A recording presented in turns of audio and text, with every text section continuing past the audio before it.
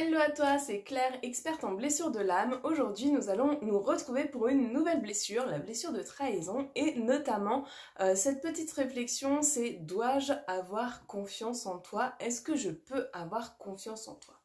Donc peut-être que toi, tu accordes pas souvent ta confiance aux autres, que tu as du mal avec la confiance que tu peux accorder aux autres, et nous allons voir dans cette vidéo comment lâcher prise, en tout cas, être plus en conscience et arrêter de vouloir à tout prix contrôler en fait l'autre et la confiance qu'on peut mettre au niveau des autres principalement.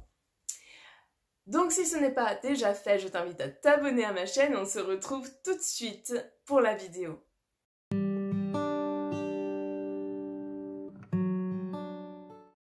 Alors je ne sais pas si tu es comme ça aussi, mais tu as peut-être du mal à accorder ta confiance aux autres, ou en tout cas tu es très observatrice et tu vas un petit peu regarder comment les autres réagissent par rapport à la confiance que tu peux leur accorder. Je vais te donner un exemple tout simple. Tu as Ginette, voilà, Ginette, elle est là, c'est ta collègue, mais en même temps c'est une copine que tu t'es fait dans ton travail. Et tu demandes à Ginette de te rendre un service, en fait, de t'acheter par exemple un truc dans un supermarché parce que tu sais que Ginette elle habite à côté et si elle pouvait au moins passer t'acheter ce truc avant de passer au travail et de te le donner. Bien sûr, tu la payeras, hein, c'est un fait, mais tu lui accordes sa confiance, tu lui accordes ta confiance plutôt, pour qu'elle achète quelque chose pour toi, vraiment la confiance ultime. Évidemment, tu reviens le lendemain et tu vois que Ginette n'a toujours pas acheté ce que tu lui avais demandé et là tu commences à sentir la confiance qui commence à se ternir un peu.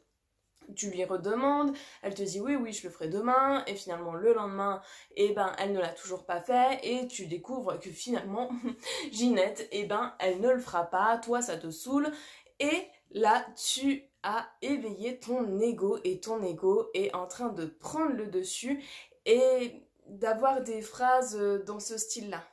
Je t'avais dit qu'on ne pouvait pas faire confiance à Ginette.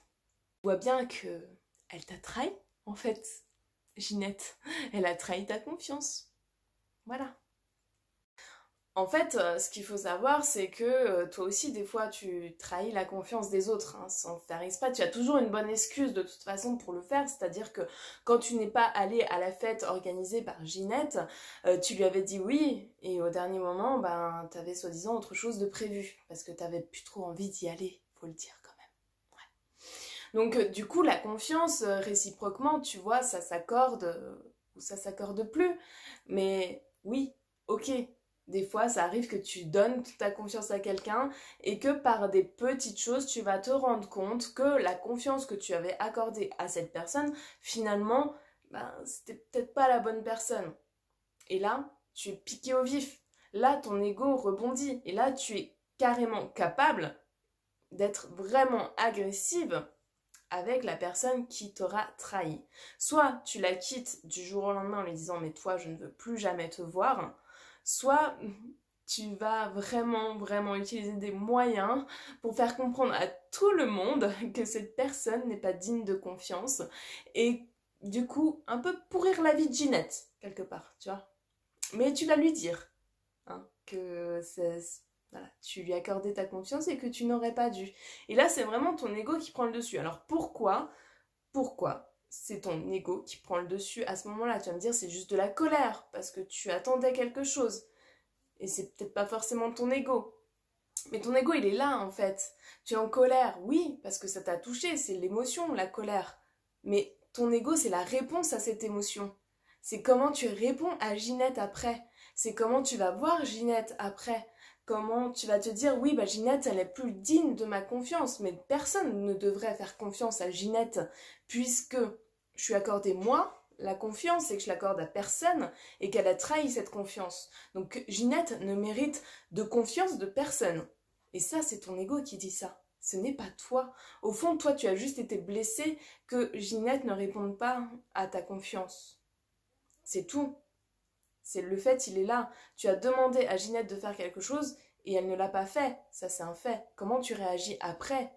Soit tu réagis comme nous venons de le voir avec ton ego, ou soit tu réagis avec mes solutions qui seront, elles, sans ego. Alors, comment réagir sans ego quand on a été blessé, tu vois? C'est déjà prendre du recul, se dire que c'est peut-être pas si grave, que oui, ok, elle ne l'a pas fait, mais en même temps, pourquoi t'attendre à ce que quelqu'un d'autre le fasse? Si tu as vraiment envie que ce soit fait, bah fais-le toi, hein, et puis c'est tout, c'est pas si dramatique sur le fond, tu vois? Réfléchis au drame, soit t'en fais un drame, soit tu te dis bah c'est pas grave et je vais passer à autre chose et c'est tout en fait. Apprends aussi que bah, les autres ont le droit à l'erreur. Et ça c'est important parce que je pense que dans ton enfance tu as manqué de ce droit à l'erreur. Tu devais être comme ça, tu devais faire ci, tu devais faire ça, tu devais. Et du coup tu as même entendu de tes parents que eux-mêmes avaient la blessure de trahison et eux-mêmes ne voulaient pas être trahis par les autres et étaient très durs aussi avec d'autres personnes concernant justement la confiance en fait aux autres. Et tu as été formaté en fait. Et c'est là où il va falloir agir sur ce formatage en disant non, tout le monde a le droit à l'erreur. J'ai droit à l'erreur, elle a le droit à l'erreur aussi. Et ce sont des affirmations positives que tu peux te répéter tous les jours en disant j'ai le droit à l'erreur, c'est pas si grave. J'ai aussi le droit à l'erreur et te donner en fait des preuves comme quoi tout le monde a le droit à l'erreur. Droit à l'erreur ne veut pas dire que tu vas recommencer à faire la même erreur. Non, tu as le droit de te planter parce que c'est un apprentissage. Tu apprends de tes erreurs en fait. Tu fais une erreur parce qu'on n'est pas censé tout savoir tout de suite. Tu as fait une erreur, ok, comment je vais réparer mon erreur? Et comment je vais pouvoir avancer? Ça, c'est aussi une des solutions que je te préconise. Oui, il faut travailler sur soi et il faut se poser et se poser les bonnes questions. Il va falloir aussi que tu lâches prise sur les autres. Le problème, c'est de vouloir contrôler les autres et de vouloir contrôler en fait le fait que tu leur aies demandé quelque chose et que tu attendes à ce qu'ils fassent exactement ce que tu leur as demandé. Et malheureusement, c'est rarement le cas. C'est ça le problème. C'est que bien souvent, il va se passer quelque chose dans la vie qui va faire que ça ne s'est pas passé comme tu l'imaginais. Et là aussi, il faut apprendre à lâcher prise.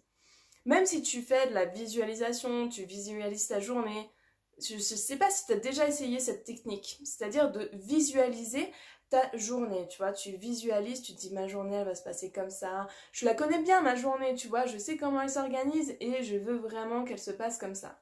Et tu vis ta journée et ça s'est pas du tout passé comme tu l'avais visualisé. C'est comme quand tu te dis, bah tiens, demain je vais à tel endroit, je sais, je connais cet endroit, ça va être comme ci, comme ci, comme ça. Et que finalement tu te retrouves dans cet endroit et que ça se passe pas du tout comme tu l'avais imaginé. Et c'est là où il faut lâcher prise. Comment tu sais que tu lâches pas prise? Tout simplement parce que les événements qui arrivent lors de cette journée, vu que ça ne s'est pas passé comme tu l'espérais, et ben tu vas être contrarié. Tu vas être vraiment, vraiment contrarié. Et c'est là que tu sais que tu es dans le contrôle. Tu es dans le contrôle de ce qui s'est passé et pour toi, ça échappe à ton contrôle, tout ça. Mais ça, c'est parce que tu contrôles. Si tu lâches prise et que tu dis non, en fait, c'est bon, ça ne m'appartient pas, tout ça, je ne peux pas avoir de contrôle sur tout l'environnement extérieur et tu sais que tu contrôles que toi, eh ben, tu as beaucoup plus de facilité à accepter la situation et à lâcher prise sur tout ce qui t'entoure. Et tu verras que l'émotion, en fait, de colère, eh ben, sera moindre à ce moment-là. Revois tes pensées, revois tes émotions, revois comment tu as envie, toi, de prendre la situation dans le lâcher-prise. Voilà, j'espère vraiment que ces solutions t'aideront. Je t'invite à partager cette vidéo si tu penses qu'elle peut en aider d'autres, à liker évidemment, et mets-moi en commentaire si cette situation t'est déjà arrivée et à quel moment tu te sens trahi et comment ça se répercute chez toi. Je t'embrasse et je te dis à demain pour une nouvelle vidéo.